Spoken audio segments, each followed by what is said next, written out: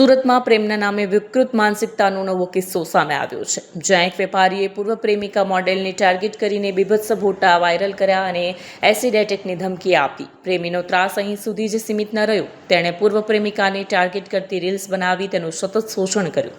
લાંબા સમયથી ચાલી આવતી હેરાનગતિમાં પીડિતાએ આજે અલથાણ પોલીસ સ્ટેશનમાં 5મી ફરિયાદ નોંધાવી છે. જોકે સુરતી વેપારીએ આક્ષેપને ફગાવ્યા છે અને કહ્યું હતું કે જે ફોટો મેં વાયરલ કર્યાનો દાવો કરવામાં આવી રહ્યો છે તે 2020થી જ ઇન્સ્ટાગ્રામ પર છે. ફક્ત પૈસા માટે મારા વિરુદ્ધ ખોટી ફરિયાદો કરવામાં આવે છે.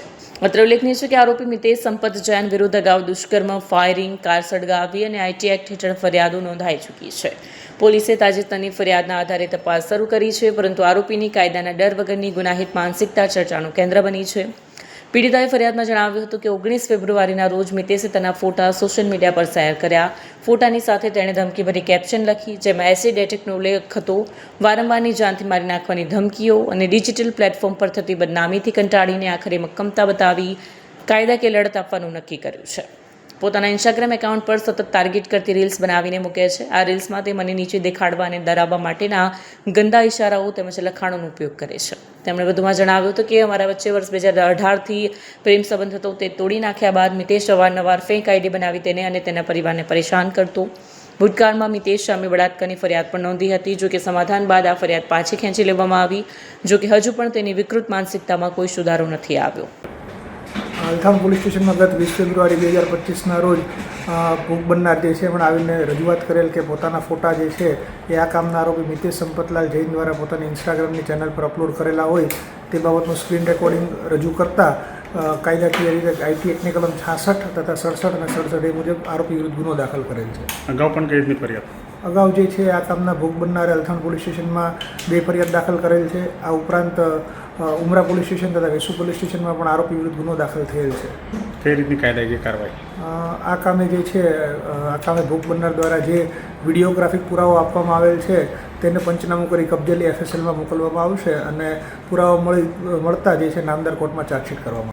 हाँ, ये मितेश संपत जैन जो जिनसे मेरी मित्रता थी और 2024 में मैंने इनके ऊपर रेप केस किया था, जिसके लिए इनके ऊपर जिनसे ये जेल भी गए थे और जेल से आने के बाद भी इनका लगातार टॉर्चरिंग, परेशान करना आज तक जारी रहा है.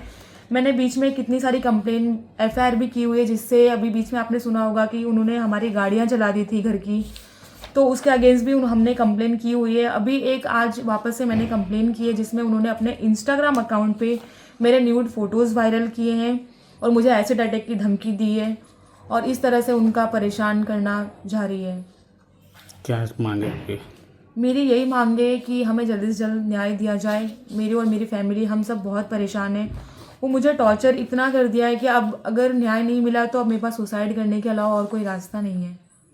किस तरह से ऑडियो वायरल? हाँ, ऑडियो किस तरह से वायरल हुआ, क्या कुछ? ऑडियो में उन्होंने एक ऑडियो वायरल किया है जिसमें वो मेरी वॉइस है ही नहीं. उन्होंने वो डमी वॉइस बनाकर मुझे मतलब परेशान करने के लिए ये सारी चीज़ें वो कर रहे हैं, बदनाम करने के लिए. क्या कुछ मांगे आप? कितना परेशान कर रहे हो? उन्होंने मुझे बहुत ज़्यादा परेशान कर दिया है. मतलब मैं किस तरह से कितना परेशान हो जाऊँ और मैं खुद से सुसाइड कर लूँ, इस हद तक उन्होंने मुझे परेशान कर दिया है. એક ફરિયાદ કરેલી છે કે એના ઉપર મેં એસિડ એટેક કરવાની ટ્રાય કરું છું અને પ્લસ એના ફોટો વાયરલ કરું છું. મેં એને કોઈ બી એસિડ એટેકની ધમકી આપી નહીં. અગર એની પાસે કોઈ બી એસિડ એટેકની મેં ધમકી આપી હોય, મારી કોલ રેકોર્ડિંગ હોય યા મારા કોઈ બી મેસેજ હોય તો એ પોલીસમાં પુરાવા આપે. એની પાસે કોઈ પુરાવા છે નથી. પ્લસ એને એક મૂકેલું છે કે ભાઈ મેં એના ફોટો વાયરલ કરું છું. મેં એના કોઈ બી ફોટો વાયરલ કર્યા નથી. એના ફોટો પહેલાથી ઇન્સ્ટાગ્રામ પર 2020થી ઢગલા ફોટો એને જે પડાવેલા છે ફોટોગ્રાફરથી એ લોકોએ મૂકેલા છે ને હજારો લોકોએ એને શેર કરેલા છે ને નોર્મલ વ્યક્તિ માધ્યમથી મેં બી એને નોર્મલી શેર કર્યું છે ને મને જ્યારે લાગ્યું કે આ ખોટું છે એટલે મેં એને પાછું અનસેન્ડ કરી નાખ્યું 1 કલાકમાં. તો એ વિરુદ્ધમાં એને અલથાણ પોલીસ સ્ટેશનમાં મારી FIR નોંધ કરાવી છે. આગળ પણ ફરિયાદ થઈ હતી, કેમ તમારી વિરુદ્ધ વારંવાર ફરિયાદ થાય? આ જૂની અદાવત લઈને મને હેરાન પરેશાન કરવા માટે ખાલી અરજી ને FIR આ 2 વસ્તુ, આ ને એની બેન બંને બધા પોલીસ સ્ટેશનમાં જઈને મારા વિરુદ્ધ ખાલી અરજી ને FIR આવે. એમની પાસે કોઈ બી પુરાવો નહીં હોય, ખાલી અરજી FIR આપ્યા જ કરે છે મને ખાલી પરેશાન કરવા. કેટલા દિવસ જેલમાં? મેં 22 દિવસ જેલમાં હતો. હવે કયા પ્રકારની લડાઈ લડશો? જે લીગલી જે પ્રોસેસ હોય એ હિસાબે મેં લડત લડીશ કોર્ટમાં. મારી પાસે જે પુરાવા છે એ પુરાવા આપીશ કોર્ટમાં.